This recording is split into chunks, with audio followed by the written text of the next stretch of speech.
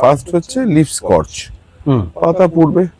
কোন পাতাটা পড়ে? এই যে ডগায় মাথাটা পড়ে, এই মাথাটা দেখেছি, এই মাথাটা পড়ে।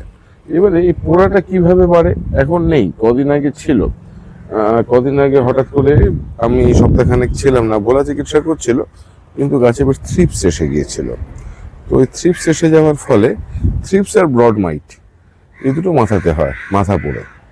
আবার এই মাথা পোড়ার চিকিৎসা করতে গিয়ে ওষুধ দিতে, এই যে মাথাগুলো, হ্যাঁ, মাথা পোড়ার চিকিৎসা করতে গিয়ে ওষুধ দিতে গিয়েও মাথা পুড়ে যায়। মানে সত্যি মাথায় ব্যথা হয়ে যাবে চিকিৎসা করতে করতে। তাহলে সেক্ষেত্রে করণীয়টা কি?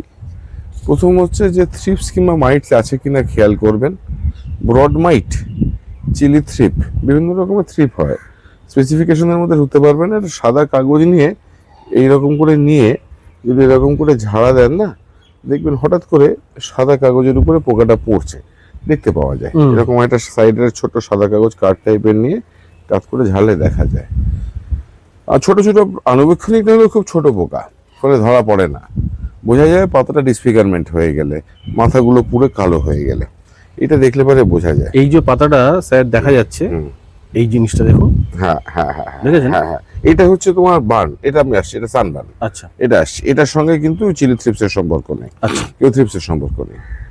তো এবারে কি হয়, প্রথমে হচ্ছে থ্রিপসের চিকিৎসা কি দিয়ে করবেন?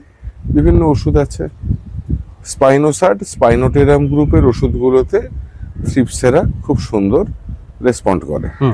কিন্তু প্রবলেম কি হয়, একই ওষুধ বারবার দেবেন না।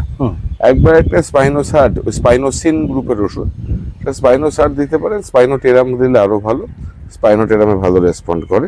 কিন্তু পরের বারে আর স্পাইনোটেরাম দেবেন না, পরের বারটা অ্যাবামেকটিন দেবেন।